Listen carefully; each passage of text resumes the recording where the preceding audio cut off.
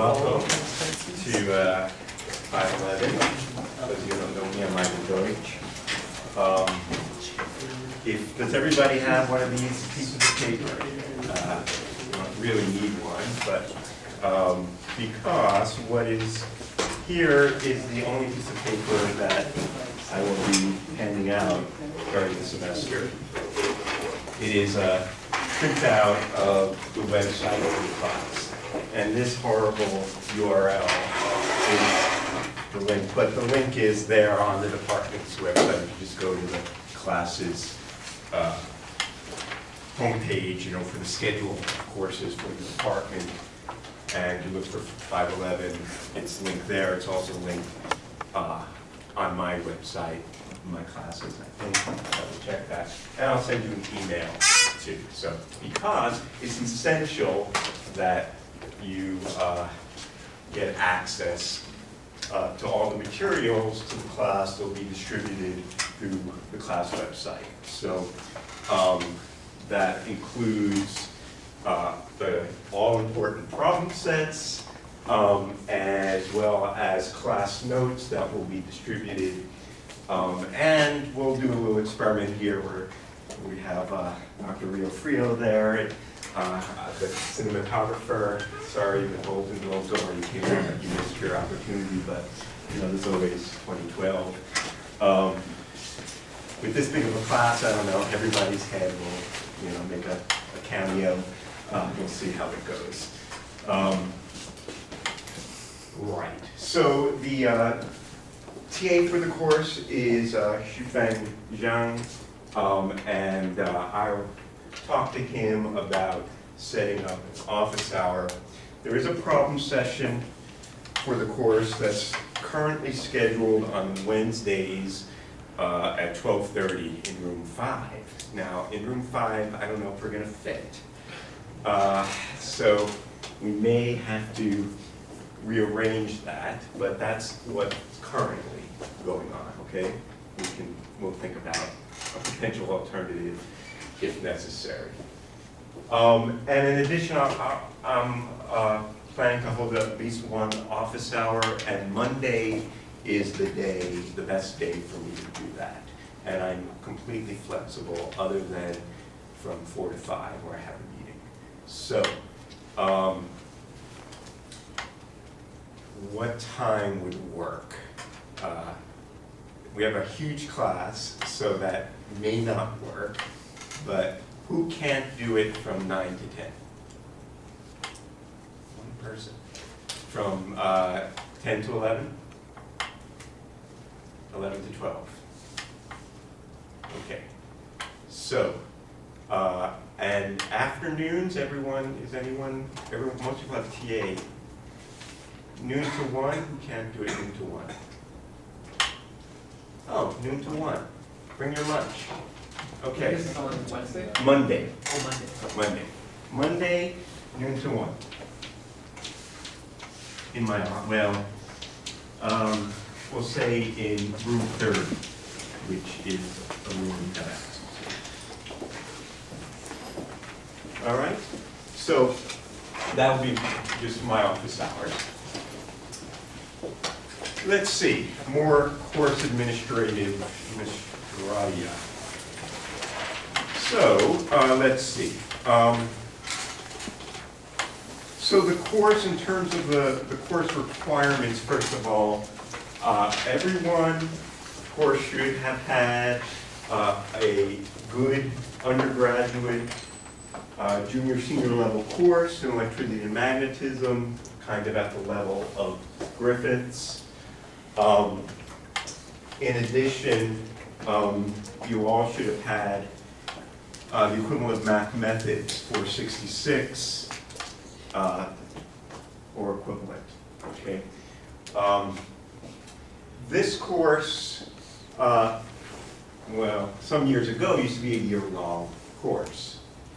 And, the first semester was statics and the second semester was dynamics. And the first semester was basically a math methods course. It was, you know, how many different ways can you solve a boundary value problem with a beach ball with every other wedge at a different voltage, and what's the electric field inside, that kind of thing.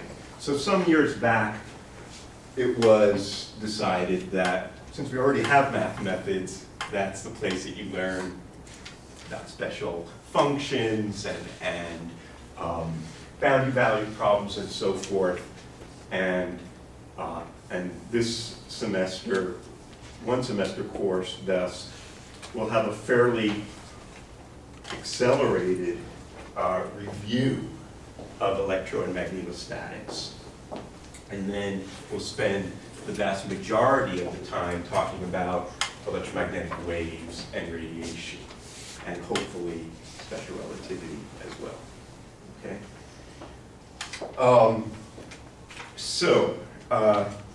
It's a good idea for you, if you haven't studied for your prelims in E&M, which I'm sure everyone has, passed them, then it's a good idea to make sure you review your undergraduate course in E&M, because I'm really going to be assuming that stuff right there at your fingertips.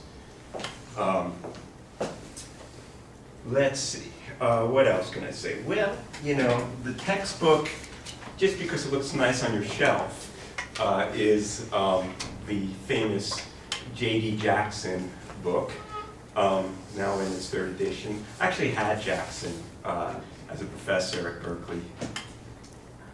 Oh,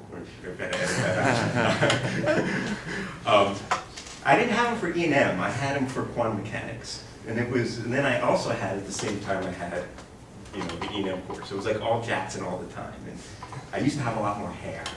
So, I'll show you pictures sometime.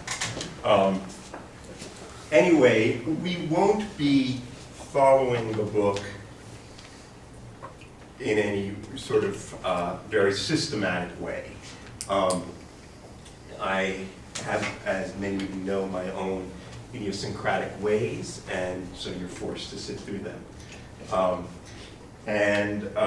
But nonetheless, I mean, there's a tremendous amount of excellent resource here, and so this is the book.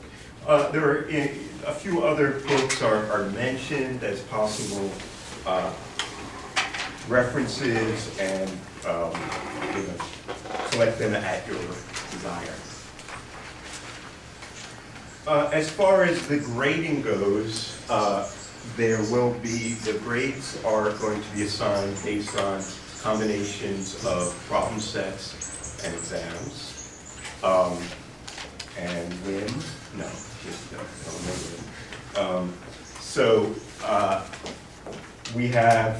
We'll have problem sets pretty much every week. And, you know, this is boot camp for physicists, so start practicing walking through the tires and doing the monkey bars, because what's going on here. Those of you in the military, I'm sorry, you probably think it's part of the boot camp, I'm sure it is. Beyond that, there will be 2 take-home exams sort of sprinkled into the semester, and then there will be a final. All right?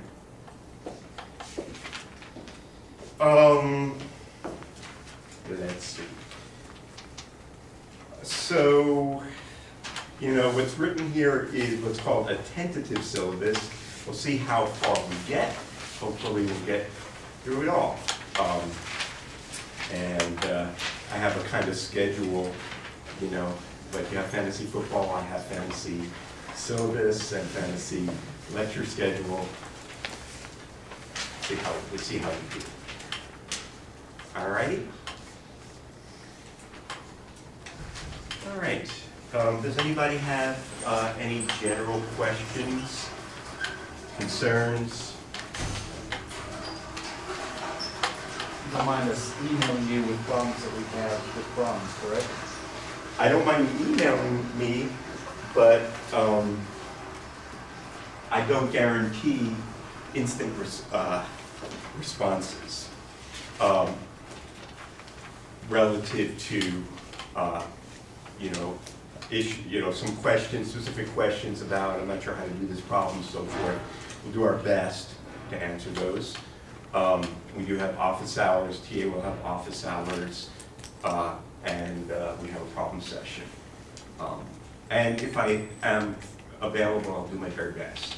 So yes, feel free to email me, but I don't promise instant response. I'm on Facebook, but forget it.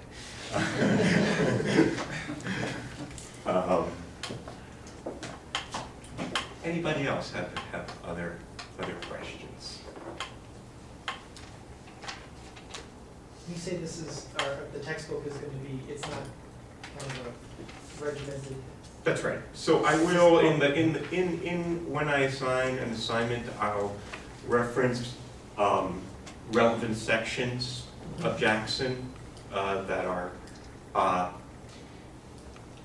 coordinating with what's going on. But in addition, I will be distributing my notes.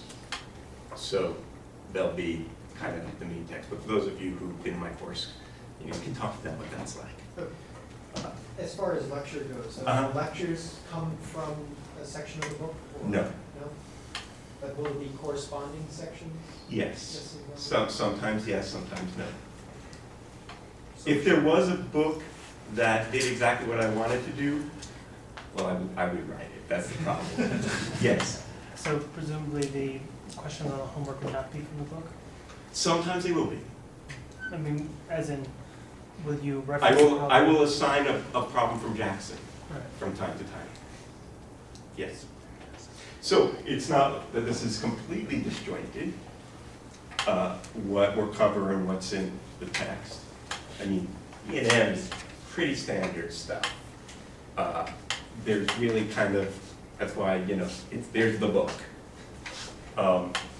But, there's plays on the theme. And, so mine will be in D minor.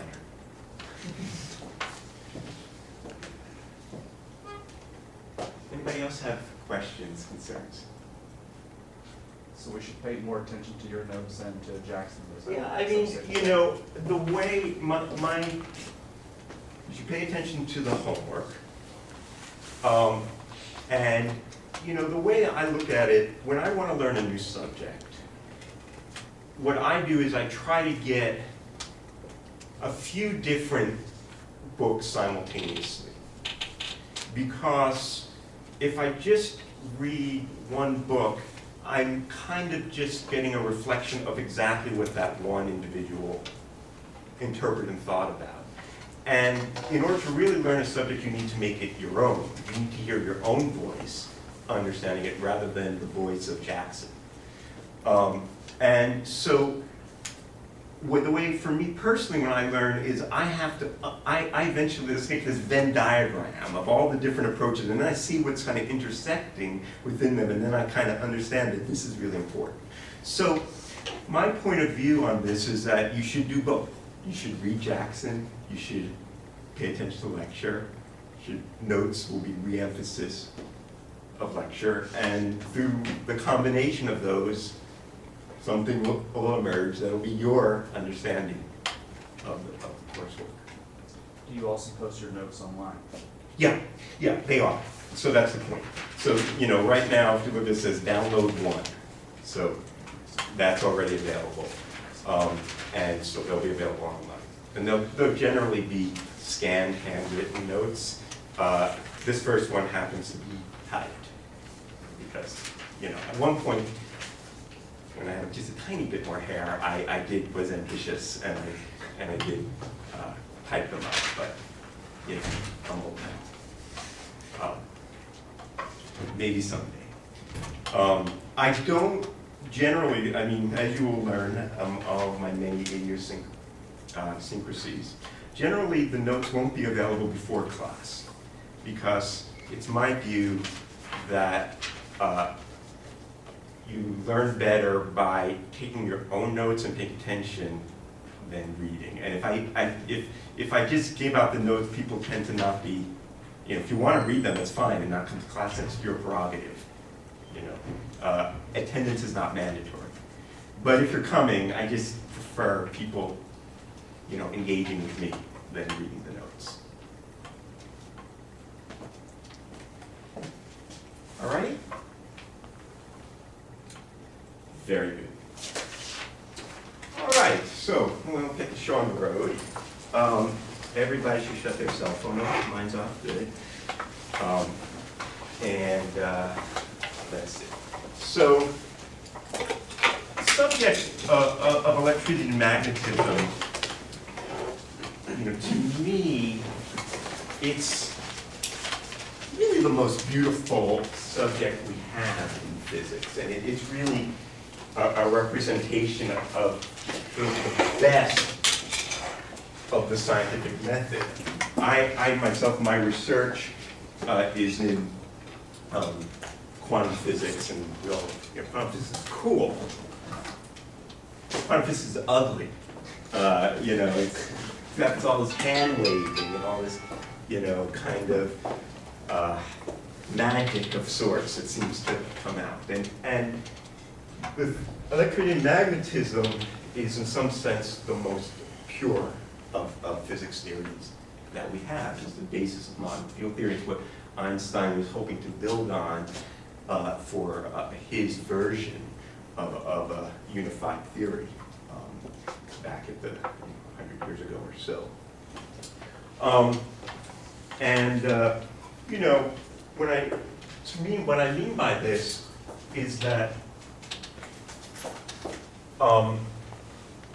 when we think about the scientific method and physics, we have some interplay between experiment, or what you might call empirical data, and models, what we might call theory. And the history of E&M shows the interesting feedback between these, in which, you know, if you think back historically to the 16th, 17th, 18th, 19th century, people, you know, shocking frogs' legs and sticking lodestones in coils and kind of getting a sense of electric and magnetic phenomena and the connections between them, which led, of course, Faraday and Ampere and others to develop mathematical models in which to describe the data, the how am I writing?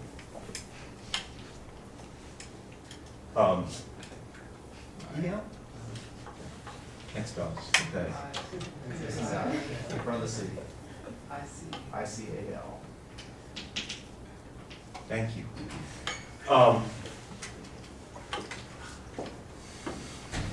So one of the important aspects of this in the scientific method is, of course, we also have within our thinking about our models, we think about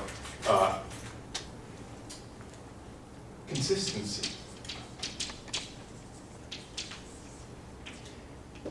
As well as thinking about conjectures based on physical principle.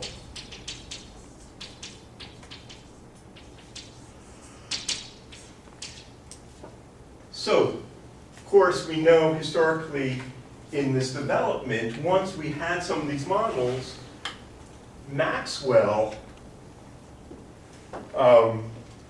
looked carefully at these mathematical models and realized that there were inconsistencies in that mathematics. In particular, the question of conservation of charge was inconsistently modeled according to the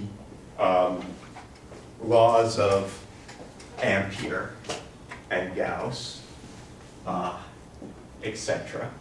And from that was able to deduce purely from theoretical perspective that the equations need to be modified in some way in order to account for that inconsistency. And from that developed the idea that the electromagnetic wave was related, or this one and the same thing as optics. That's quite amazing. I mean, that's quite a triumph for physics. And of course, that in itself isn't the whole story. It's when that is fed back and one can do the experiment. It hurts the experiment to show that radiation was formed, radio waves were formed from oscillating currents, and that is the triumph there. Of course, we have other examples of that. An important example is the issue of the notion of the speed of light, which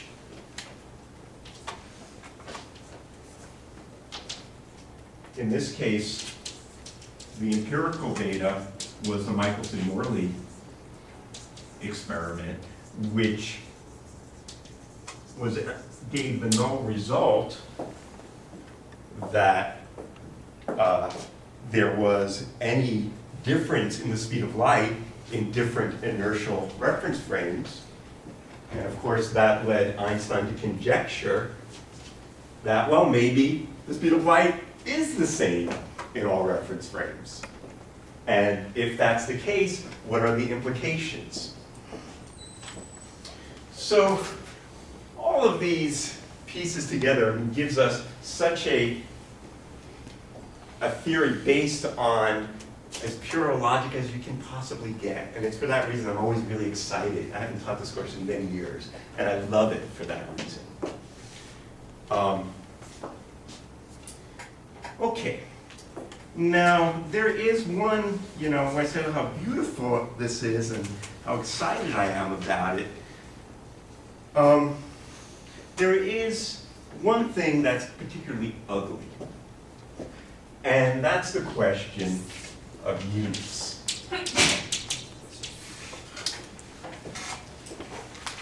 So when we, electricity and magnetism, we start from the basics of the empirical aspect of electricity and magnetism. We're talking about the basic observation is that there are forces on and due to charges and currents.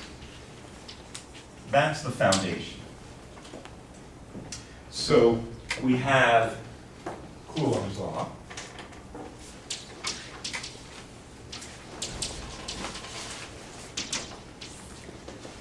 Coulomb's law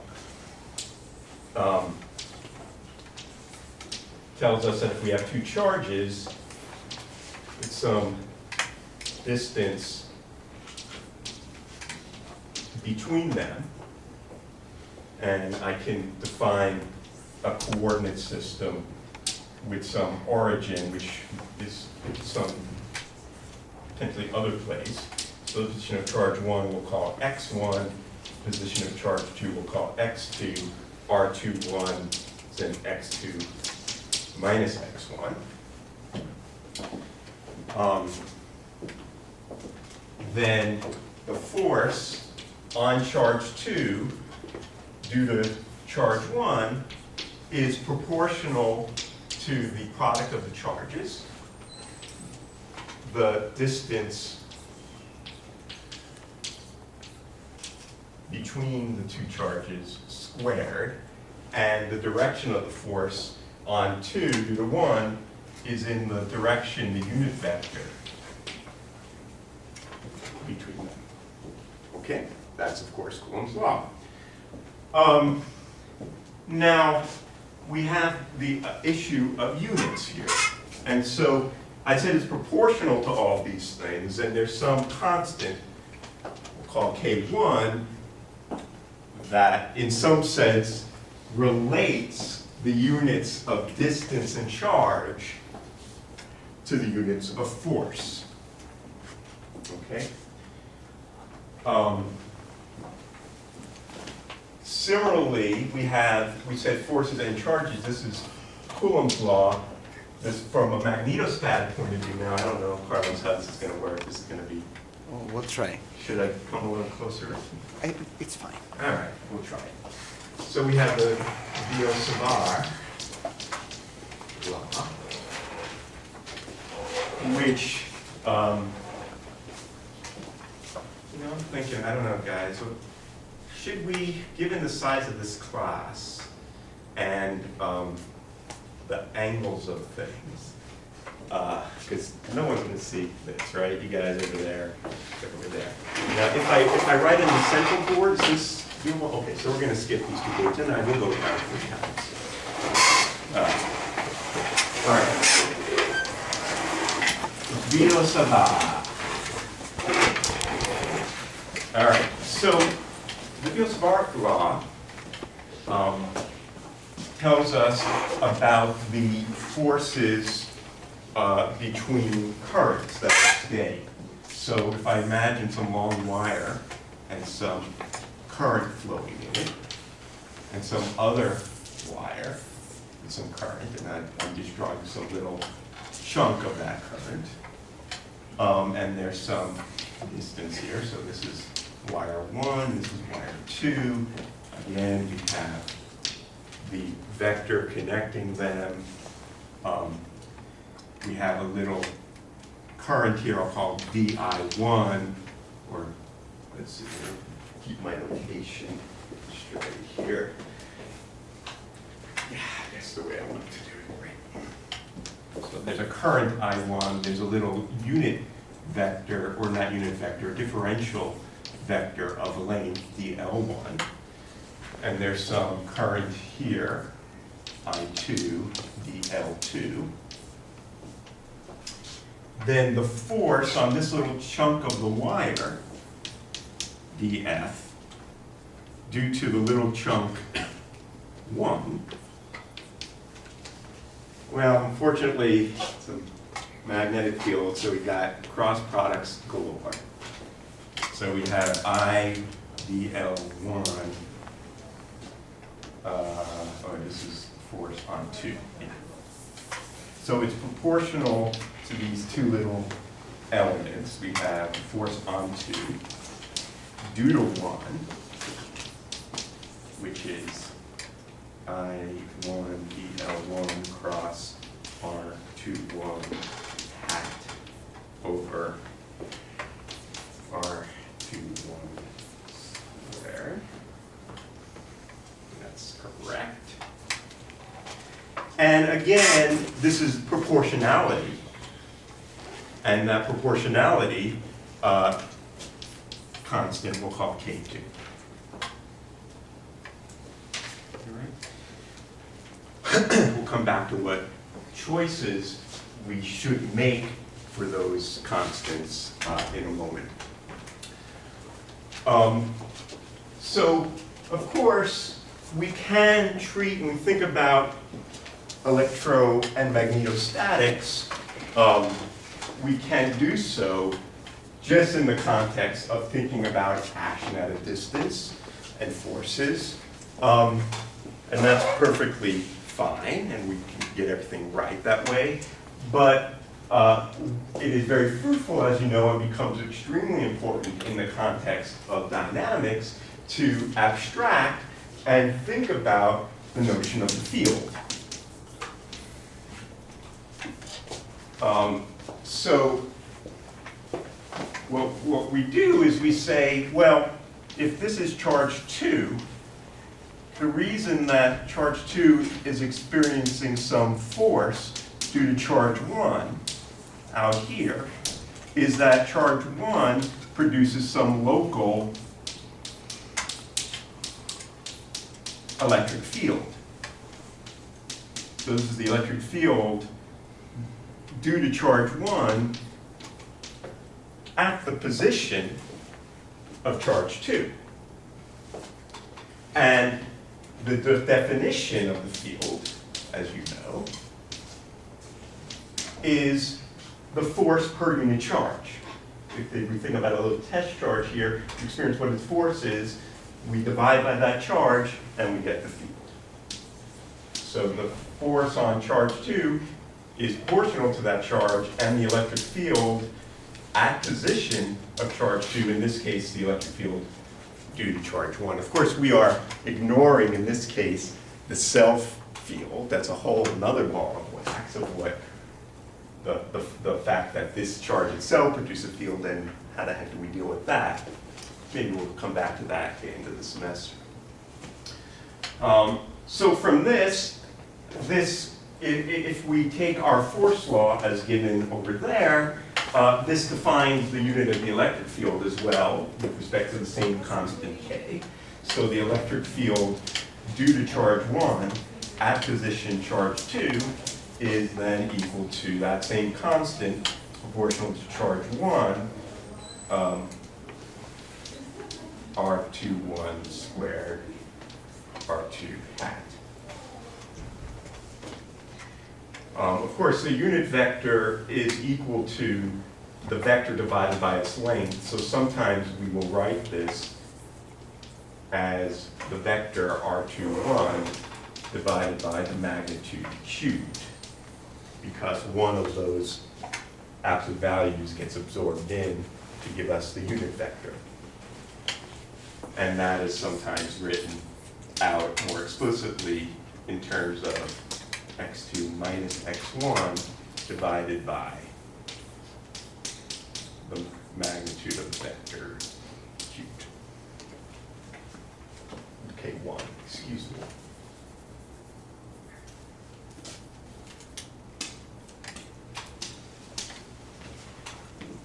Okay?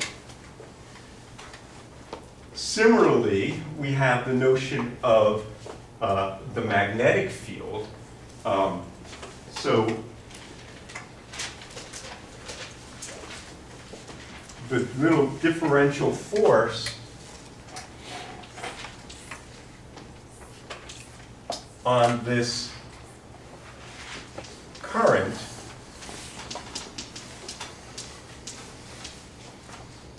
in this case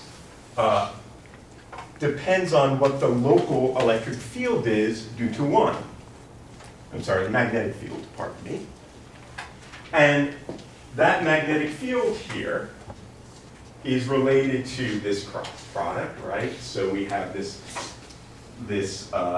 vector going in this direction.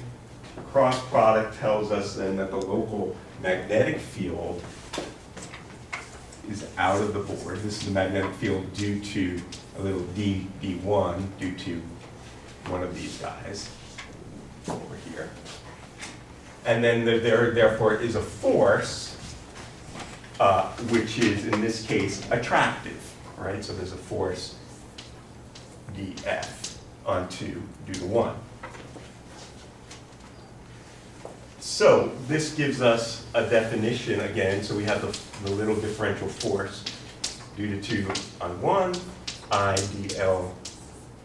dL2 cross into the magnetic field due to 1 at the position of that little chunk of wire.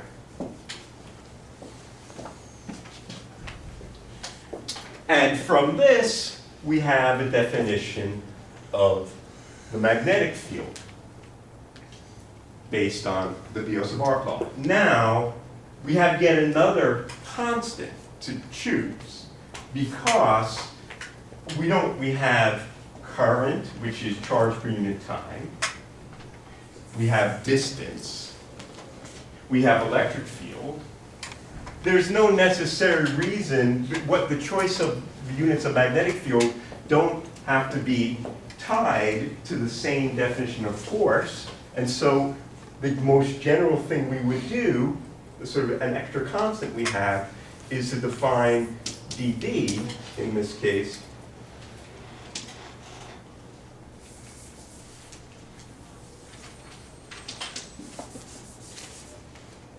to put a constant here, a new proportionality constant.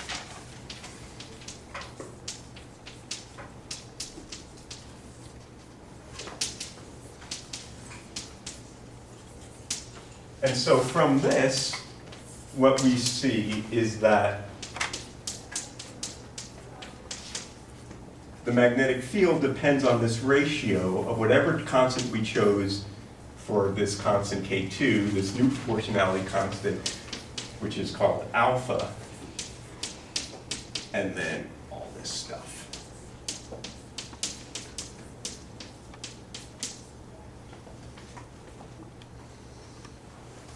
Okay.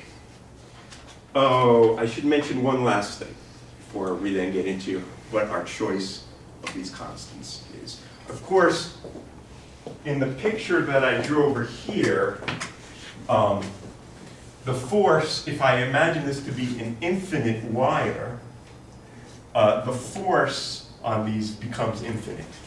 We integrate over the whole wire. So typically when one thinks about this problem with very long wires, what one does is one looks at the force per unit length. Okay?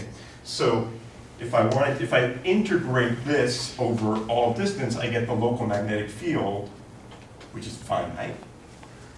But then the local magnetic field exerts a force per unit length, which depends on the distance between the two wires. And that force per unit length is equal to K2 times 2, the total current I1, I2 divided by the distance.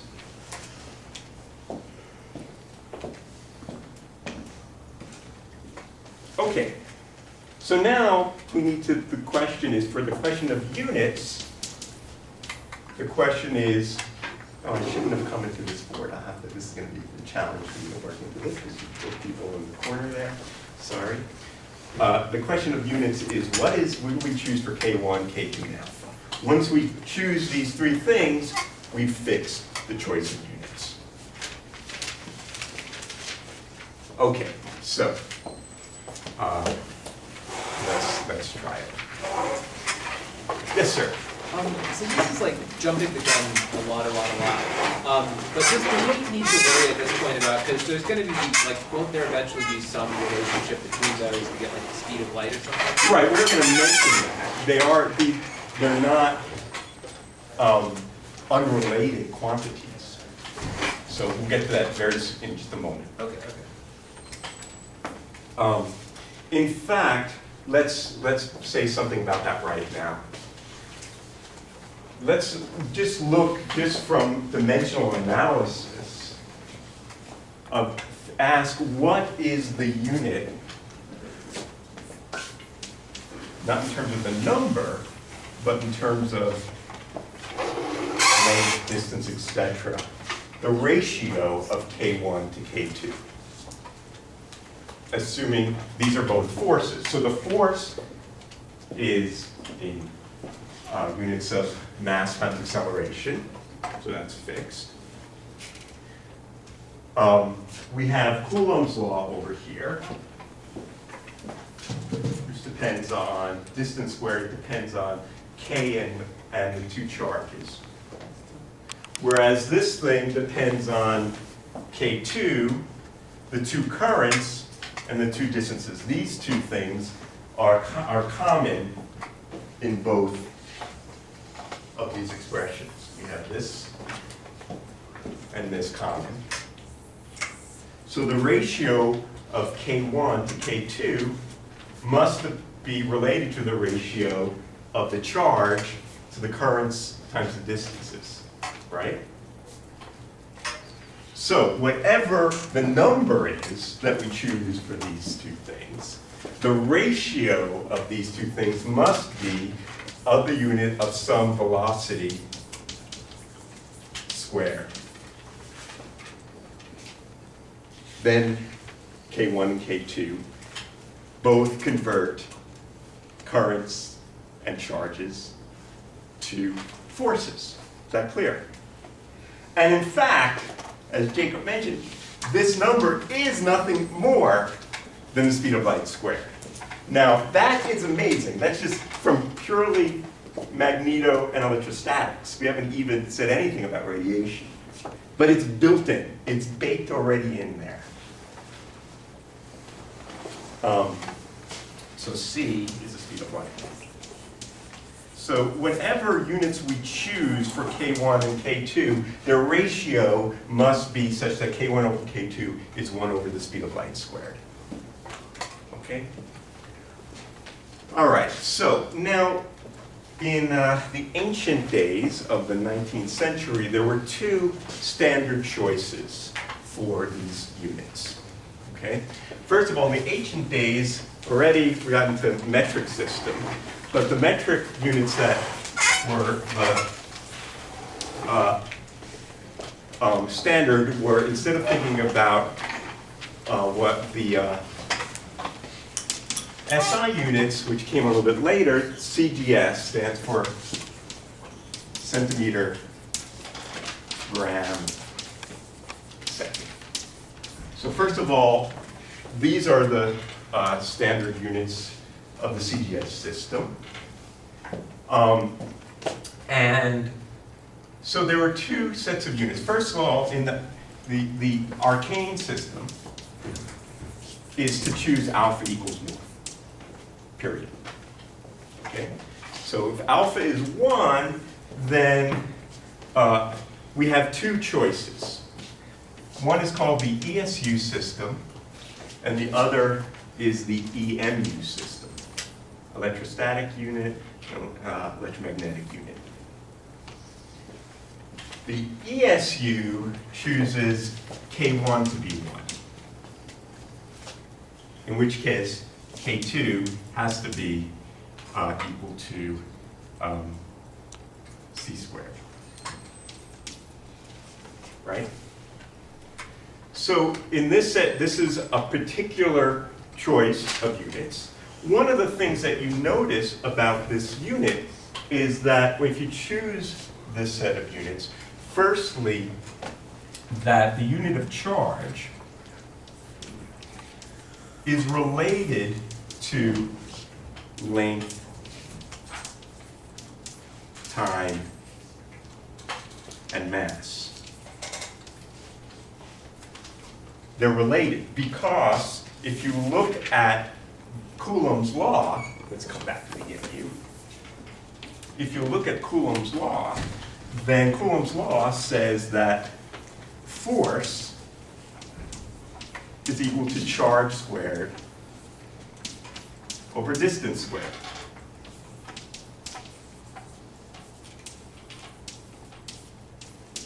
Right?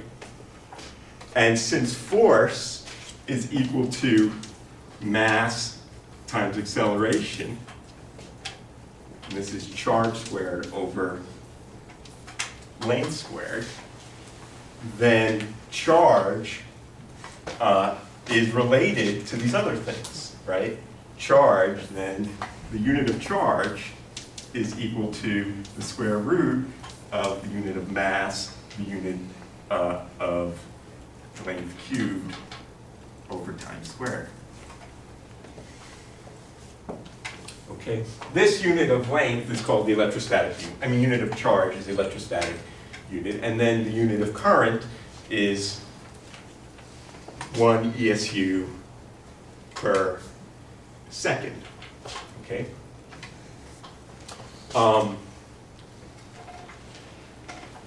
Alrighty. So that's one set of units. We never use these, but I want to go through this because I want to see where the hell these units come from. Right? It's not something that just, you know, Moses came down. It wasn't the 11th commandment. There shall be epsilon not. There was a reason. Maybe not. Oh, by the way, the unit in CGS units, the unit of energy, or the unit of force, is a dyne, and the unit of energy is an erg. Erg! Now, of course, these are just other CGS units, right? I mean, other metric units, because it's just a question of whether you're using meters versus centimeters. So there's just factors of 10 that convert these guys. An erg, I remember, is 10 to the minus 7 joules, and a dyne is 10 to the minus 5 newtons. Okay. The EMU is just the opposite. You choose K2 to be 1, in which case K1 has to be 1 over c squared. Okay? And in this case, this defines the unit, instead of charge, defines the absolute unit, a new unit, which is, or the unit that relates charge to length, time, and distance as what's called the ad amp, the absolute ampere. So the ad amp is the, one ad amp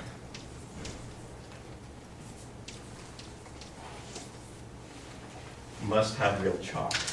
Let's see what we got. Excuse me.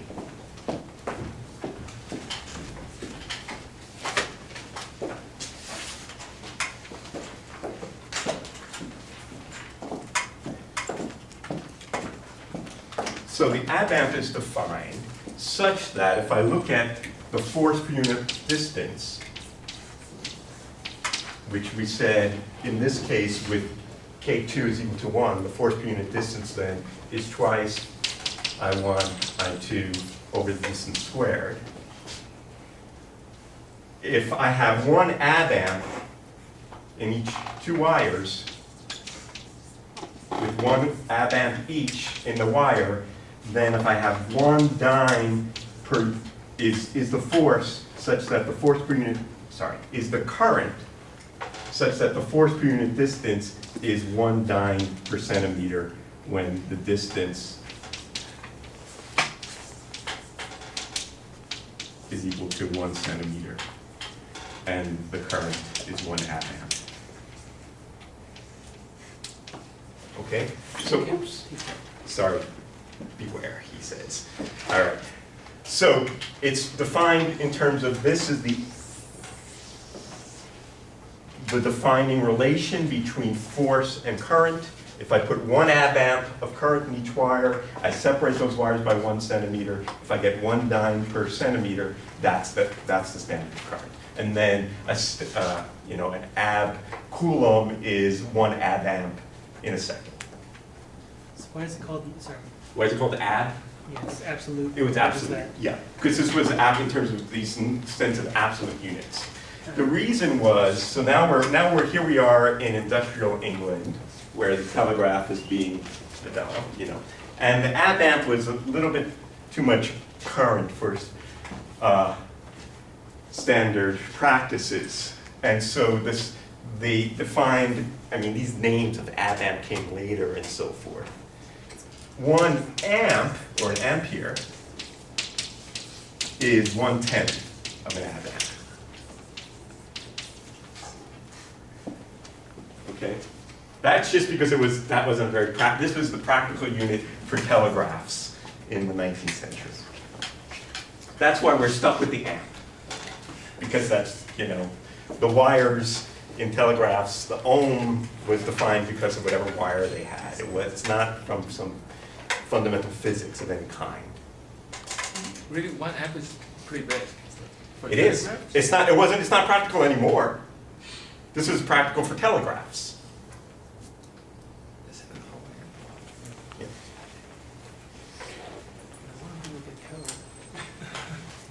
It's a big current. It's true. Yeah. Telegraphs also use like a lot lower voltage, so it's not as much as it would be today. But this is not, so we're kind of coming to a point which is that, is this really, there are standards, ultimately as physicists, as we know, if you're analyzing a problem, what you really want to do is think about what are the characteristic units of the problem you're working on and make the problem dimensionless and tie the units to the problem at hand rather than some piece of metal sitting in France. But on the other hand, we ultimately need to reference to so these things have historical background basis. Okay, so these are this sort of most, the least in some sense contrived set of units. You just set alpha equals to 1. There is this constraint between K1 and K2, so you choose one of them to be 1 and then the other one is c squared, or 1 over c squared. Okay. Now, there's one problem with this set of units and why none of these are used anymore. And because alpha equals 1, the unit of the electric field and the unit of the magnetic field are different, right? Because the unit of the electric field and magnetic field are related by this. If alpha is 1, this is not a charge. This is a charge times a velocity, right? So in EMU and ESU systems, electric field and magnetic fields have different units. And that stinks. I want to come back here and just read you a passage from Jackson. So,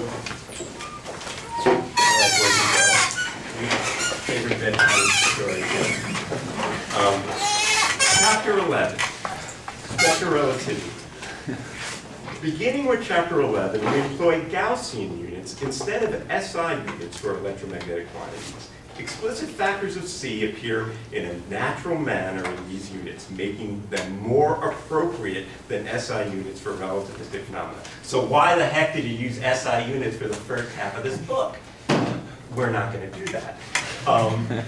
Because SI units aren't the appropriate physical units, they're really appropriate more for electrical engineering.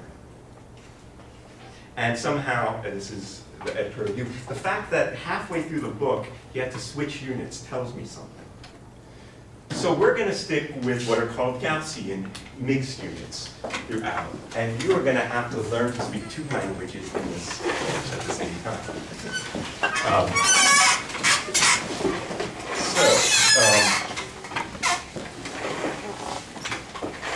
All right, so we're gonna, we'll come back to this. There's this, so we had ESU union, we have yet a third set, which are called Gaussian mixed CGS.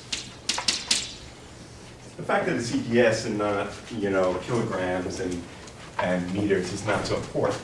The important point is that in Gaussian units, Gauss obviously was behind this, the electric field and the magnetic field have the same units.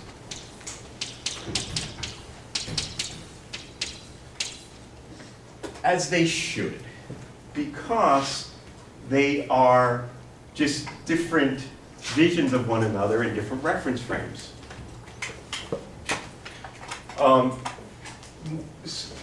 In order to do that, what we choose, alpha has to have the units of 1 over a velocity, so that you can cancel out the distance and the 1 over time that occurs in the relation of force to charges.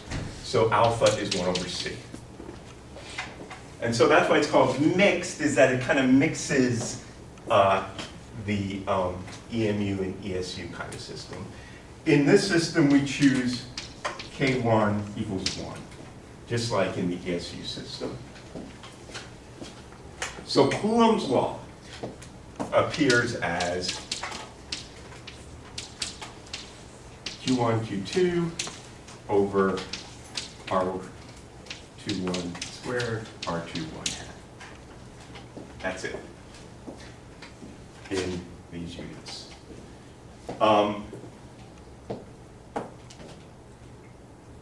The force law here, now, because alpha is 1 over c, the Biot-Savart law, so this is Coulomb. The Biot-Savart law, I guess I must go up here, huh?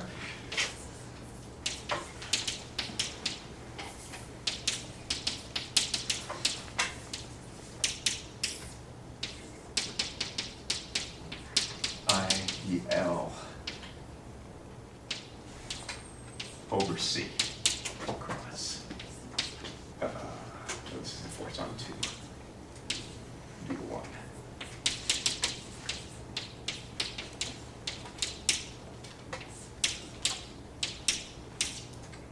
Okay. We will get used to these things over time.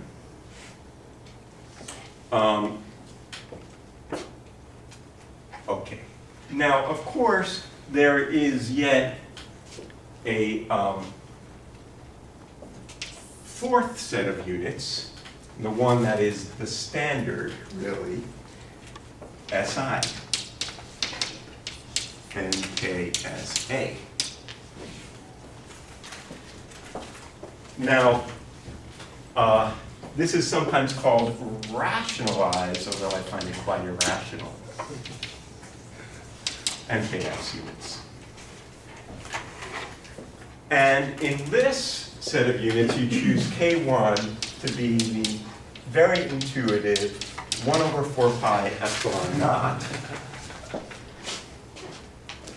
And K2 is mu naught over 4 pi. Of course, K1 over K2 is equal to 1 over mu naught times epsilon naught, which, as we all know, is 1 over the speed of light squared, as it must be.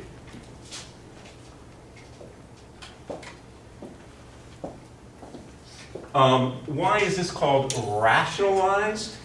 There's actually a fifth set of units, which is rationalized Gaussian units, sometimes called Lorentz Heaviside units, which is what, if you read, for example, Sakurai's relativistic quantum mechanics book, that's the units he uses. And the rationalization here is the dividing by 4 pi. And that's so that you get rid of 4 pi's that show up in Maxwell's equations. We'll come to that in a moment. But I like those 4 pi's in Maxwell's equations. They tell me something about geometry. Why would I want to get rid of them? Because you're lazy, you don't want to write 4 pi? Come on. That's why that's done. That's why it's divided by 4 pi. Yeah. So SI is arcane? Well, our SI is this is Well, alpha's some one. internationality. It's not arcane, it's, in the sense that arcane, I mean, it's like not used anymore. Well, alpha's 1. Yeah, that part is the same, but So we don't call it an arcane? I don't know. Okay. No one. It just meant those are old units that no one uses anymore. Oh, I see. These two sets of units are used. I mean, Jackson uses both of these in his book. Now, what is epsilon naught and what is mu naught, and how are they defined? Well, here's how they're defined. And now, actually, at least they have it. I think the system of units, what used to be called the Bureau of Standards is now called National Institute of Standards and Technology. They're redoing all these things, kind of tying them to more fundamental quantities. But this traditional definition of the amp is the same definition. So the idea is that if I put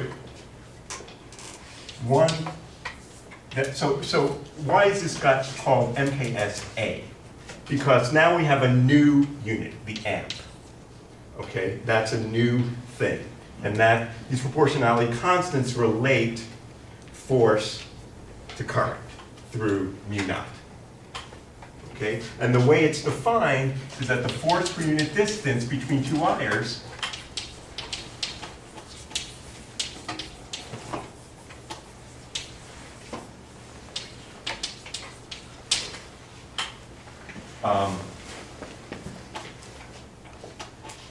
with 1 amp each separated by, or I should say the force, yeah, unit distance separated by 1 meter equals 10 to the minus 7 newtons per meter.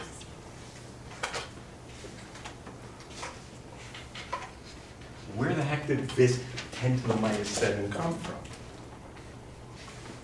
Well, it came from this, because this was the natural definition when this was 1 to ab amp, and this shouldn't be squared, pardon me. Erase that from your notes? This was not, it should be equal to 2 times that, right? Because it's 2 times 10 to the minus. This is equal to 2 dynes per centimeter.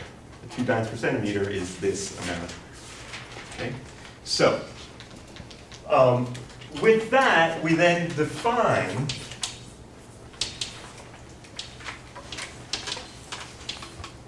mu naught is equal to 4 pi times 10 to the minus 7 Newton times newtons per amp squared.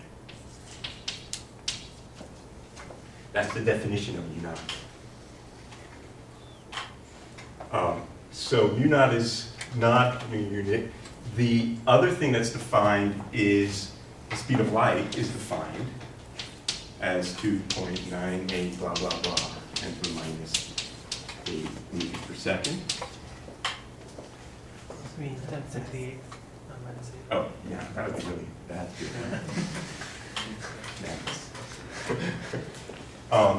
And then, of course, epsilon naught is defined through this as epsilon naught is equal to c squared over mu naught. Okay. All right, so we have different sets of units. The set of units we will use fairly exclusively in this course are the Gaussian mixed units. One of the reasons that I like this is one of the tools we have in doing at least theoretical physics is dimensional analysis. Kind of look at the problem, are the units right? Who the heck knows what the units of mu naught and epsilon naught are? You know, can you convert farad meters to grams? I mean, I don't. What are the units of magnetic moment? Magnetic dipole moment? You can tell me. Yeah, exactly. God, I know. The units of, well, in CGS units, they're the same units as electric dipole moment. What's the unit of electric dipole moment? Well, it's charge times distance. And so that's the same thing. So I can check. Oh yeah, I left out a C. So let's write down Maxwell's equations.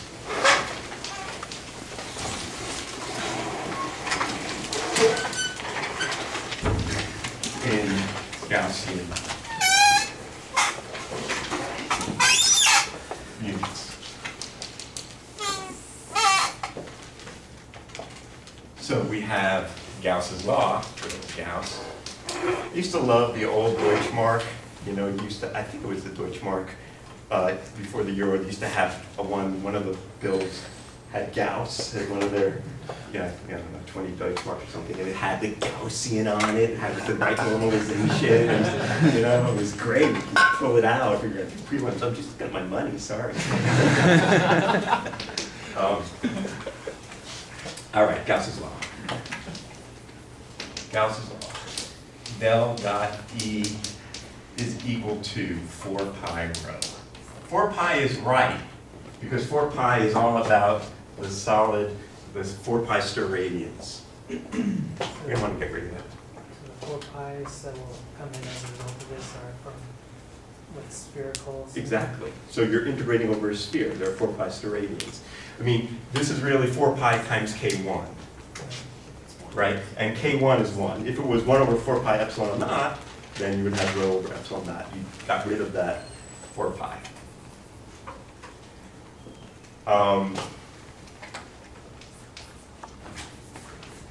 The lonely equation, because it has no name.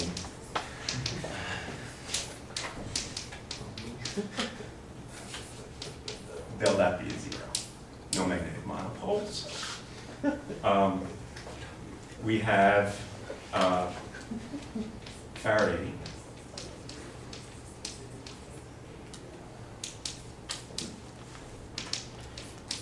Del cross B.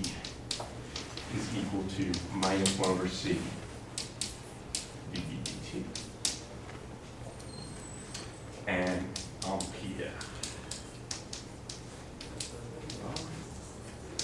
del cross b is equal to 4 pi over c j plus 1 over c.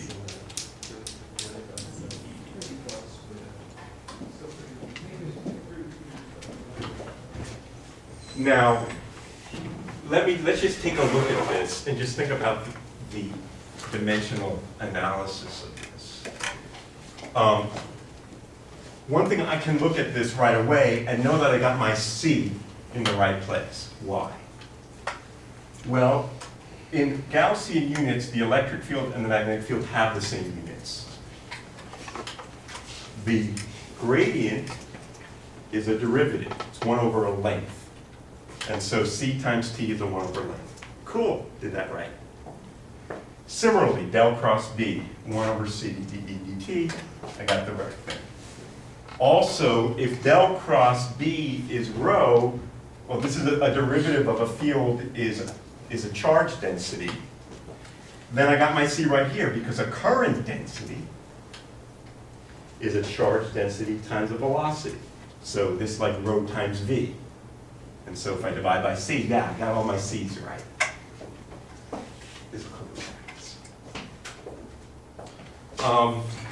Let's just for fun write it, well, for fun, put this as in SI units. Del dot E rho over epsilon naught. Del dot E is still 0, that's good. Del cross E is minus dv dt, and del cross B is equal to mu naught J plus 1 over mu naught epsilon naught dt. Which one do you like better? Probably this one, because you know this. Now, if you want a little bit of shorthand, you can, a little bit of a trick for conversions between SI and CGS when it comes to statics is, for electrostatics, since K is 1 in, K1 is 1 in Gaussian units and 1 over 4 pi epsilon naught in SI units, is to make the substitution epsilon naught goes to 1 over 4 pi. And for magnetostatics,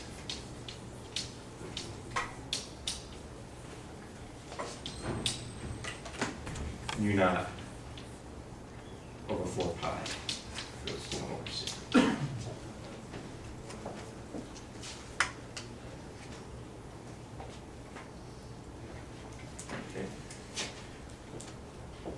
All right, so this is discussed in some detail in the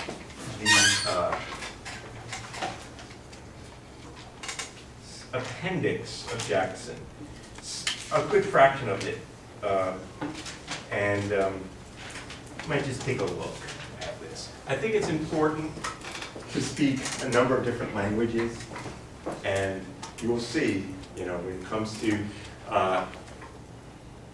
physics textbooks as well as research that's done in this area, it's kind of all over the map. And so really you need to be bilingual at least. You can forget about Coptic, arcane languages like Viennese. All right, so I think we'll call it quiz for today unless anyone has any other questions. Oh, I guess there's one last one. Homework will generally be due on Fridays, okay? So what I will do is Fridays, the homework will appear on the web. I'll send an email, let you know it's available, and then it will be due in the grader's mailbox, and Jay in his mailbox by 5 o'clock, okay? Actually, I'd probably say 2 o'clock, because I don't want you guys to go closely. Yeah, I'm gonna put you on the spot. okay. I think it'd be cool to see those equations with the K's in there and the alphas. Could you, Right, well, they don't appear, the alphas don't appear here. oh, The alphas appear actually in one place. The alphas appear in the force law. So I guess I should write that down. The force law in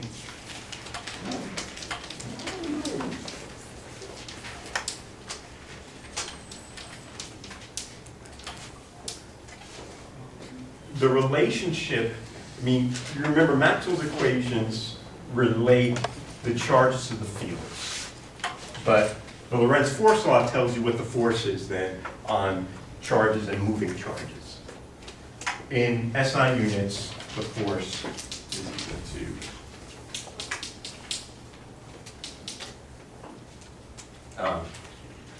QB cross B. Again, note here, you see explicitly, if I have electric and magnetic fields that are in the same length, it's only when the charges are moving close to the speed of light that magnetic forces are of equal strength or of comparable strength to electric forces. It's another sort of intuition. We know, generally speaking, magnetic forces are tiny compared to electric forces. It's explicit here. So now the question, Brad, is what is this? So this would be 4 pi K1 rho over here.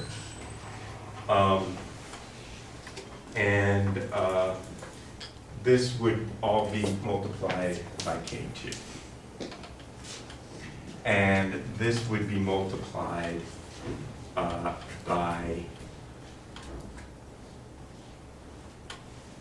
Faraday law. It's a good question how the heck that would come in. Alpha, I think this is equal to minus alpha, the relationship between E and B. So in CGS units, alpha is 1 over C, K is 1, K2 is then equal to mu naught over 4 pi, yeah, that all works in this case. So these, and then the max, and then the other relationship here, yeah, I think this would be, there would be QE plus B cross alpha B.